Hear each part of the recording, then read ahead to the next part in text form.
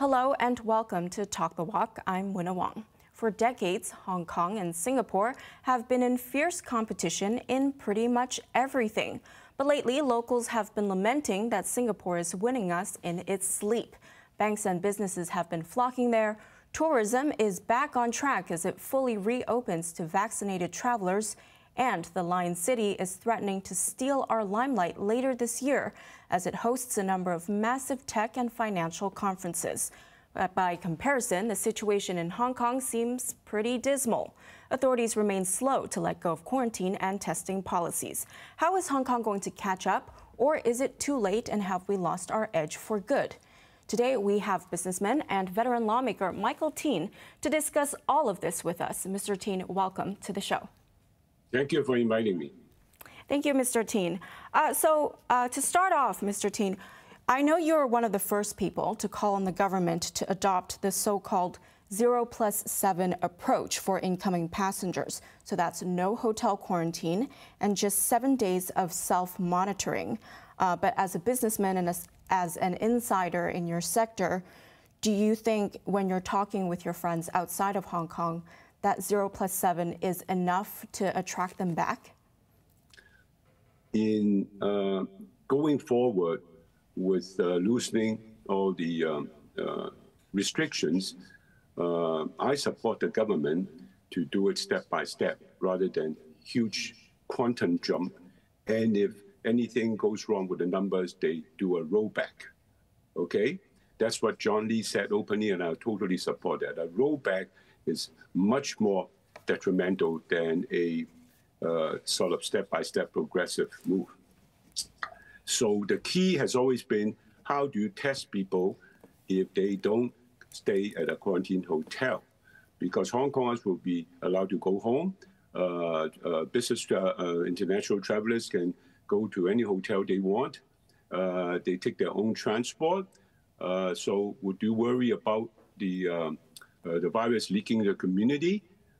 Now, of course, the next thing that international travelers want is to be able to come out and dine and eat and drink as quickly as possible instead of waiting. But I think at this stage, I'm not going to win this argument. We still probably have to wait a while. But I see that possible towards maybe later on at the end of the year. So that will really tremendously open up tourism, get us back on track. As to whether we are losing out to Singapore or not, you have to decide whether we look at this as a 100-meter sprint or a long distance running. All right, we are slow off the block. Yes, I totally agree. All right, but now we are catching up.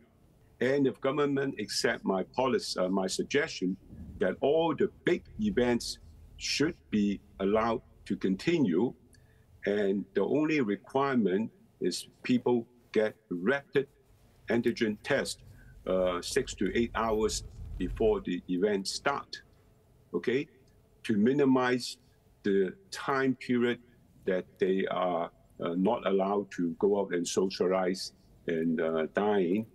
And if they're willing to accept antigen test, that means very close to when the event start, then I think all the events would come back to Hong Kong. But that is something that government needs to decide. I think the current mood is that they want a PCR 48 hours before, which means those get tested probably won't be allowed to go to a restaurant. That could be a hindrance. But anyway, we're going to get those events back. Hong Kong still has a lot to offer. I'm talking to government about building a racetrack in Penny Bay, reclamation. They are very receptive about it. We need some new tourist destination that are really have a huge draw, and racetrack is one of them. So these are things that government needs to look at if we were to get back into the race with Singapore in terms of tourists. Now, for talent and business, all that, if government makes it clear that they don't want to do rollback and we are slowly opening up, and it's clear sign that the Hong Kong government has decided to connect with the world and temporarily leave the subject of connecting with the mainland aside.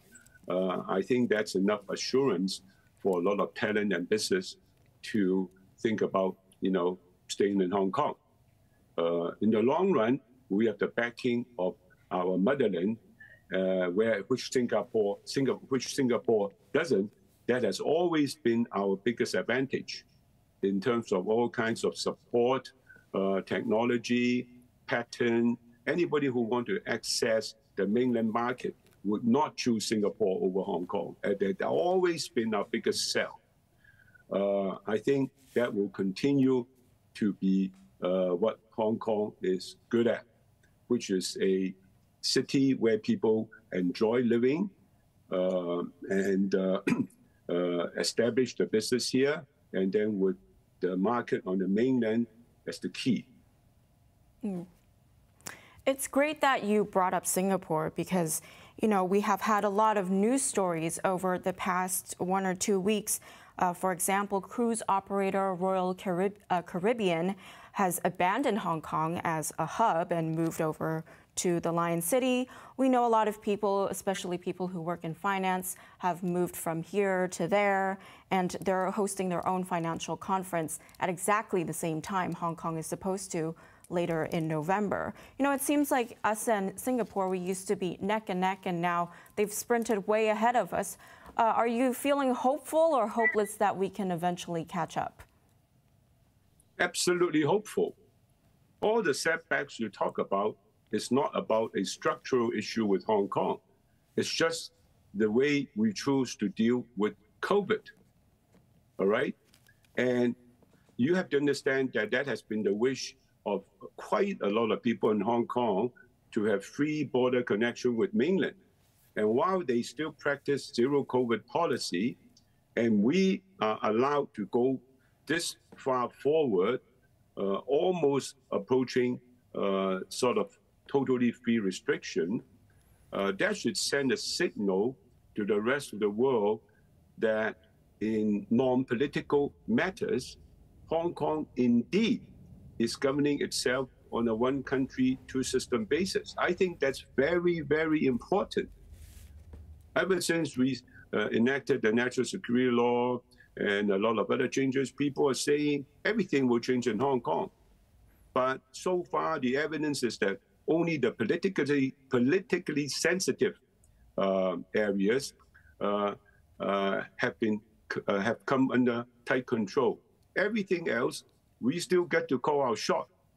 The recent few months and what's going to happen in the next 2 weeks is a shining example of the fact that John Lee and his team can call our shots with regard to what we want to do with Hong Kong in terms of COVID.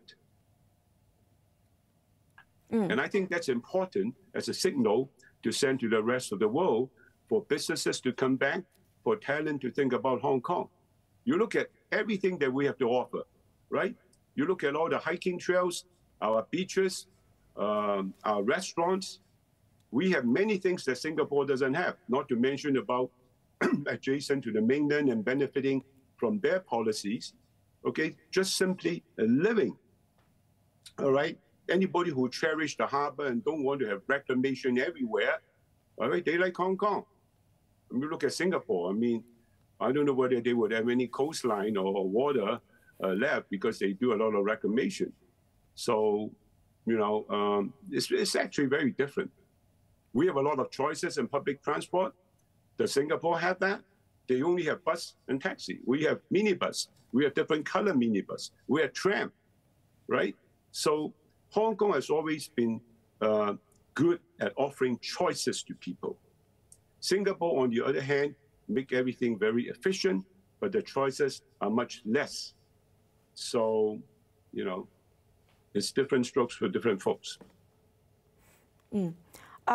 Well, actually, an airline industry leader called Willie Walsh recently said at an aviation conference in Qatar that he thinks Hong Kong Airport has lost its position as a global hub because of China's strict COVID policies. And he said we will struggle to regain our position because other hubs have swooped in and taken advantage of this. To some of these skeptics out there, do you have anything to say to them? Anything with regard to free passenger flow to the mainland currently is a problem, I have to admit, because it's not up to us. The amount of money we spend at the airport, I was recently there, I can't even recognize it. Everywhere is construction, the third runway is in operation. What we are doing now is building and investing for the future. COVID will blow away eventually. It won't be here for long. If you look at all the experts and what they say, this kind of epidemic that happens once every century usually lasts 3 years. By 2023, it will be 3 years. And I am very optimistic that 2023, which is next year, starting next year, everything will be opening up. Well, let me stop you right there, Mr. Tien, as we go on our break. Stay with us. We'll be back.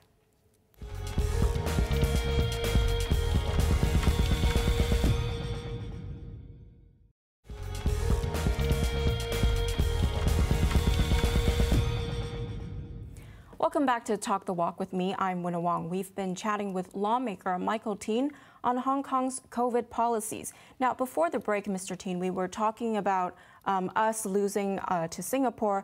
Now I want to shift the focus a little bit and talk about the mainland and the cross-border issues. So I know Beijing is still very much committed to its dynamic zero COVID policy, which really, for me and I think for a lot of people, it seems at odds with opening up to the rest of the world and relaxing COVID policies. So do you see it the same way as we do, that Hong Kong needs to make a choice between the mainland and the rest of the world? The mainland has 1.43 to 4 billion people. A very, very small percentage of people that are high risk, getting infected and have not been vaccinated would result in a lot of deaths. That is why the CCP is so careful about controlling COVID, all right, because the population base is just too huge. It's racing against time, actually, in the last couple of years to get people vaccinated. And every month that goes by, that number looks better. I've been talking to experts about it. By first quarter of next year, the 3-jab vaccination rate would be at a level high enough that I believe Beijing will start thinking about relaxing. And in fact, recently, their entry restriction have been reduced to 7+3 from the previous 14 days. So you could see they are also concerned about the economy. To them, it's lives first, economy second. So at this point in the COVID history, it's time that I think Beijing will start thinking about the economy. So I just want to stress again that both in Hong Kong and the mainland, vaccination rate has always been the only concern, and we have always been racing against time to get people vaccinated. And currently, Hong Kong, it looks pretty good. Recently, at a LegCo meeting, you quoted Senior Vice Premier Han Zheng's speech last month about how Hong Kong should continue to be open to the rest of the world and maintain its freedom. How would you interpret that, and how do you see Beijing's role for Hong Kong? Do you think the central government wants the city to open up and perhaps, play a role in introducing the rest of the country into normalcy? It goes back to years ago when Mr. Deng Xiaoping came up with this one country, two system concept for Hong Kong. I have heard over the years that his long-term intention is to use Hong Kong to test out a lot of things that the Communist Party may have in mind for China, but not willing to take the risk immediately, taking big steps to do it in China. So Hong Kong has always been a guiding post for the mainland.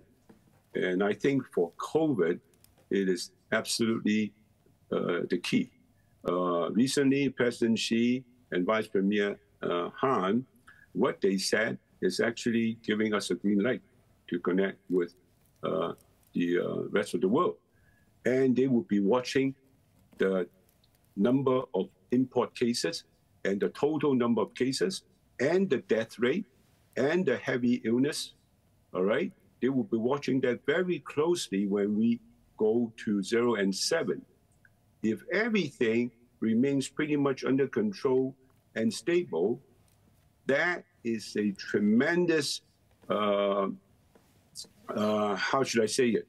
That would constitute a very strong argument for the central government in Beijing to look at opening up the mainland along the kind of step-by-step stages that we had gone through. All right, so I think they wanted us to open up first and then look at the cases because our population is much lower than China. So I believe that unless, all hell break loose and, the import cases start really, skyrocketing, then it is a very positive signal to the mainland and provide a basis for them to consider how they would open up the mainland, maybe starting the end of this year, beginning next year. Mm. I want to come back to locally and talk about the Chief Executive, John Lee. As you may know, there was a recent news story.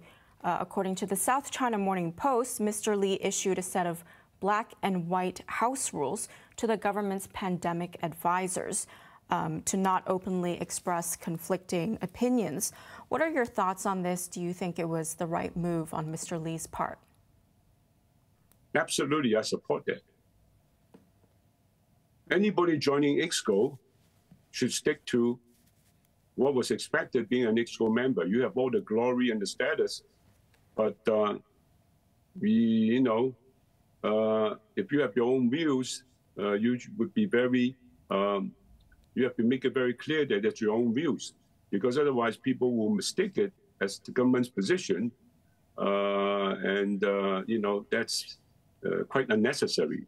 The same thing with government-appointed consultants or advisors, right? Anything they say, people would assume it's government's position, and then if government comes, scrambles to rewind that or try to clarify that, it's just not good.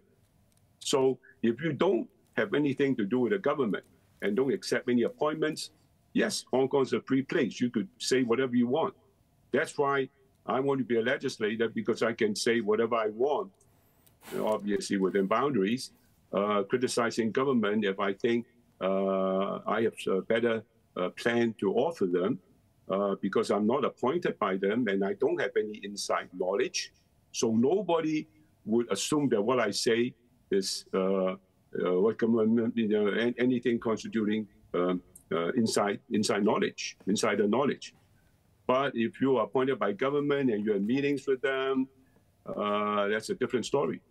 So I support John Lee's protocol that anybody who meets with government regularly really should not openly express too many views.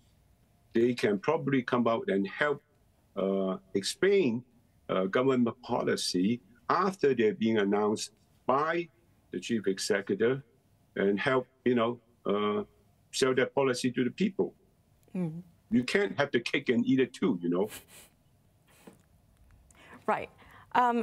I know you and your party roundtable recently handed in some suggestions to the chief executive about what he should include in his upcoming policy address. Can you share with us some key points about what you've suggested to him?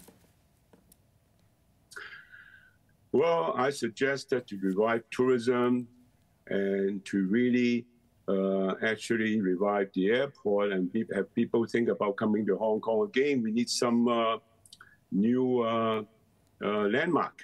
And I mentioned about Penny Bay Reclamation, a racetrack, which you could do a marathon, half marathon, full marathon, and then bicycle racing, a lot of things. So that we need some single project that can really draw tourists.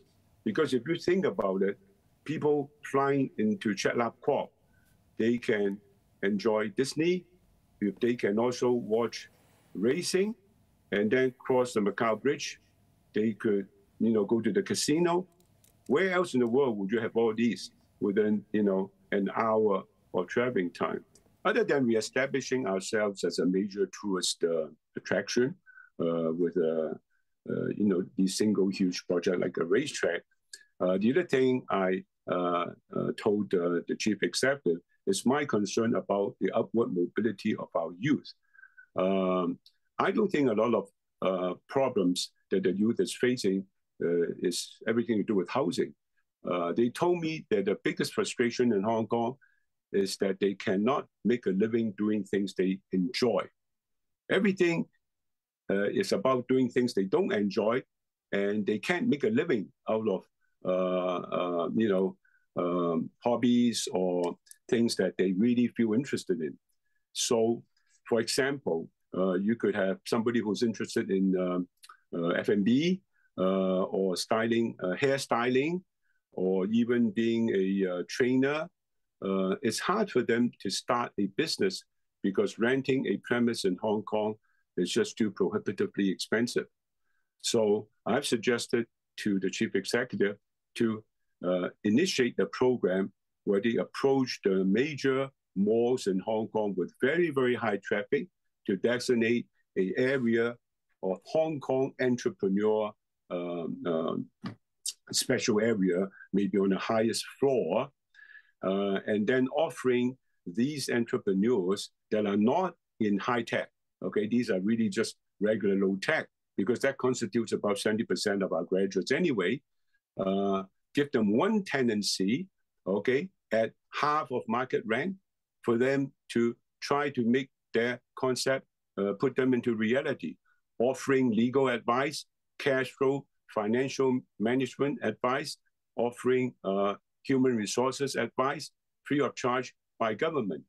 So in other words, to help the 70% of our young people coming out of school to do some startup that is not all in the high-tech area. All right, and that's something that I think government will be very interested in. Well, I'm afraid that's all the time we have today. Thank you so much, Mr. Tien, for speaking with us today. And that's it for this week's Talk the Walk. We'll be back same time next week.